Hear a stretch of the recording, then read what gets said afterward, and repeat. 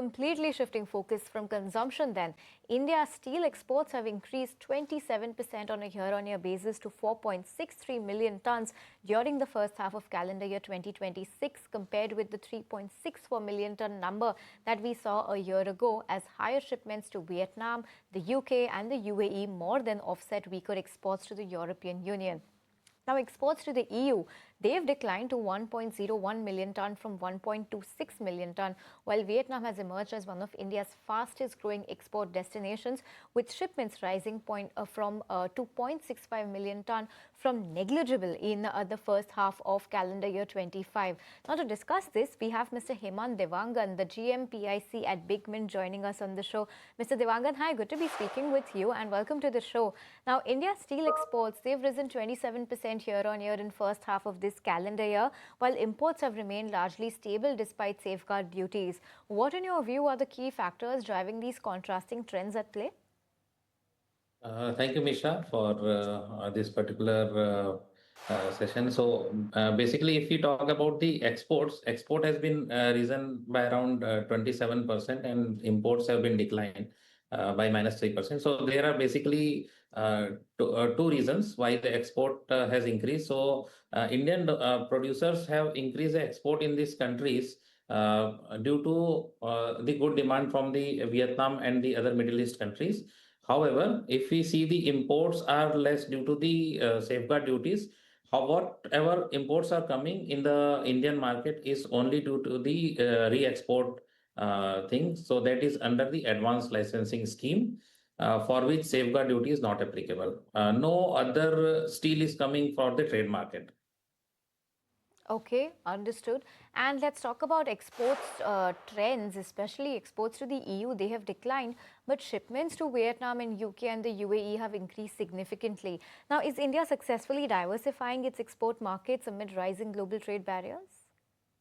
So basically, in EU there is a quota system where the quarterly quota need to be fulfilled, and being EU is a favorite destination for the India because we get a good price premium on that particular market. So whatsoever quota EU has given us is already business. It get exhausted in first or second month of the quarter. However, in the other market, there are no restrictive quotas or the other trade barriers, due to which the other market are more explorable for India. Also, these markets are the point of diversion which Indian exporters want to do, because otherwise it will be a surplus of HRCs or a flat steel product in the Indian market, and it will affect the domestic market sentiment as well. Another effect that in EU is the CBAM effect. So Indian exporters have to pay the carbon tax. It has been effected from the 1st January 2026, and this is also one of the major concern for the Indian exporter.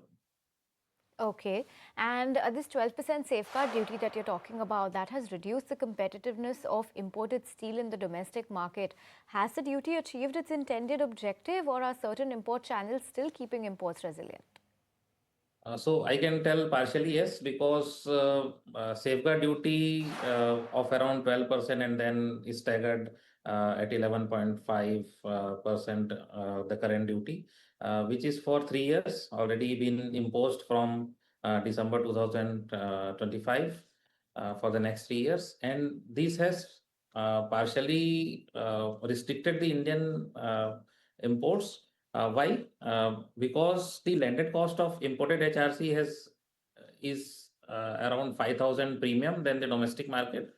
However, the re-export or the under advanced licensing scheme, the imports are coming. So there is an undergoing an anti-dumping duty investigation by the government, and that may comply the full effect of the imports.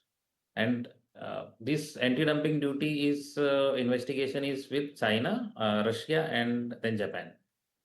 Okay, and let's talk about the HRC imports. They've increased despite the safeguard duty, largely under the advanced authorization scheme. How significant is this scheme in sustaining flat steel imports, and does it impact the domestic market at all?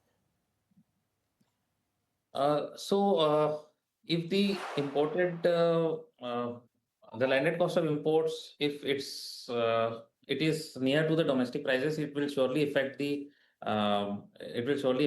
domestic market. But however, in the near term, we don't see that it will be the case, because there is around 5,000 premium, and it may rise due to the upcoming restrictive measures. Okay. On that note, Mr. Devangan, good to be speaking with you today. Thank you for your outlook on India's steel industry, and thank you so much for your time today. Thank you so much.